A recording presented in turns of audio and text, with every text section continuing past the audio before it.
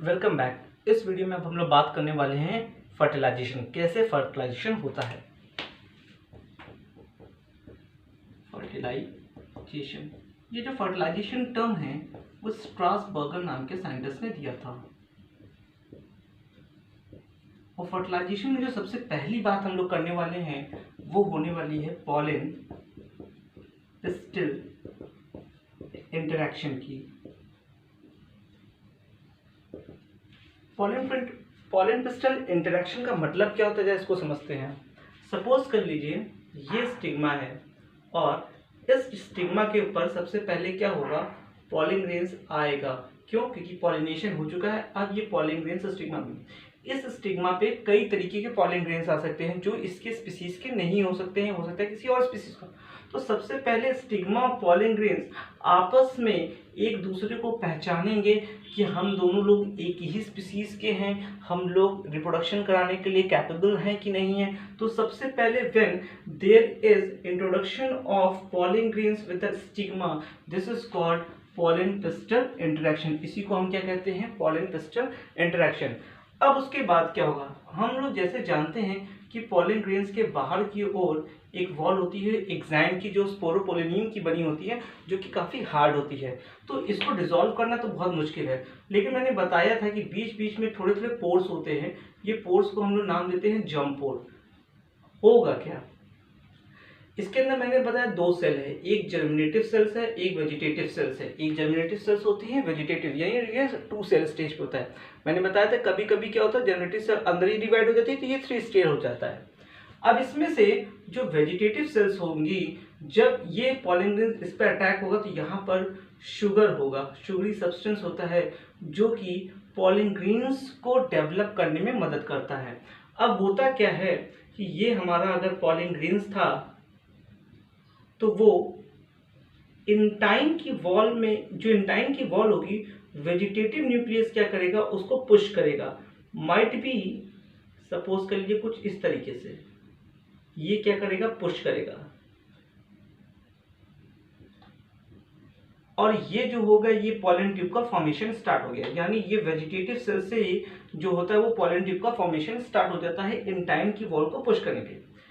जरूरी नहीं है कि सिर्फ एक ही जंप पोर से ये चीजें बाहर निकले। कभी कभी ऐसा होता है, देखा गया है कि ये कई, यानी अगर एक से निकल रहा है तो उसको हम कहते हैं मोनोस्फेनस, और अगर ये सब में से निकल रहा है तो इसको हम कहते हैं पॉलीस्फेनस।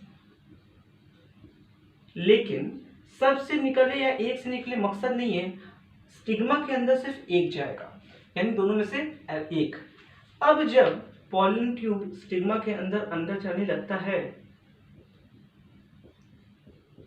तो स्टिग्मा 2 तरीके का हो सकता है, यानी स्टाइल दो, एक हॉलो हो सकता है और एक हो सकता है ये पैक हो।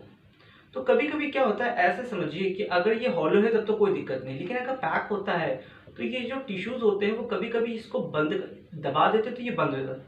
लेकिन कहीं ऐसा ना हो कि ये जर्मिनेटिव सेल्स को आने से पहले ही दबा दें। तो इसी वजह से क्या होता है, जब पॉलन ट्यूब का फॉर्मेशन होता है और जर्मिनेटिव सेल अंदर जाके 2 पार्ट में डिवाइड होती है, जिसका माइटोटिक डिवीजन होता है। माइटोटिक डिवीजन किसका हुआ है? जर्मिनेटिव सेल्स का। जर्मिनेटिव सेल्स पॉलन ट्यूब में जैसे ही जाती हैं वो 2 पार्ट में डिवाइड हो गई, तो यहाँ कैलस का फॉर्मेशन होता है, कैलोस कहते हैं। और ये फॉर्मेशन लगातार आगे बढ़ता रहता है ताकि ये दोनों साथ रहें, और अगर ऊपर से बंद भी हो रहा है तो कोई फर्क पड़ने वाला नहीं है। अब क्या होता है कि ये लोग आते हैं कहां पर? ओवरी में, और ओव्यूल पाया जाएगा ओवरी के अंदर। सपोज कर लिए ये हम एंजियोस्पर्मिक प्लांट है, तो हम बता चुके हैं बाइटेगुमेंट एनाट्रोपस ओव्यूल पाया जाएगा। ये हो गया उसका एम्ब्रियो सैक। ऊपर की ओर सिनर्जिड, नीचे की ओर ऊपर की ओर एंटीपोटल सेल्स, नीचे की ओर सिनर्जिड, और बीच में एक्सेल, और ये हो गया पोलर न्यूक्लियाई। अब ये जो पॉलन ट्यूब है ये हो सकता है कि चलाजा को पेनिट्रेट करके आ जाए, हो सकता है ये इंटेगुमेंट को पेनिट्रेट करके अंदर चला जाए, और यही पॉलन ट्यूब हो सकता है माइक्रोपाइल से हो जाए। यानी pollen tube can enter in embryo sac through किसके किसके, चलाजा या फिर हम कह सकते हैं इंटेगुमेंट, और ये हम सब ये भी कह सकते हैं कि माइक्रोफाइल। अगर पॉलन ट्यूब जो है वो चलाजा को पेनिट्रेट करके गिरता है तो इसको हम कहते हैं चलाजोगैमी, चलाजोगैमी। अगर इंटेगमेंट से होता है तो मीजोगैमी, और जो सबसे कॉमन है, जो सबसे ज्यादा पाया जाता है वो माइक्रोफाइलेटेंस होता है, उसको हम कहते हैं पोरोगैमी। यानी अगर चलाजा से किया तो चलाजोगैमी, इंटेगमेंट से अंदर गया तो मीजोगैमी, और अगर माइक्रोफाइलेटेंस से किया तो पोरोगैमी।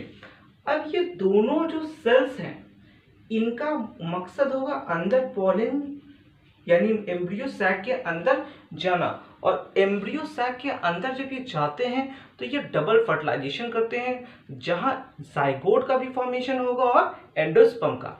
ये कैसे होगा इसको हम अगले वीडियो में देखेंगे।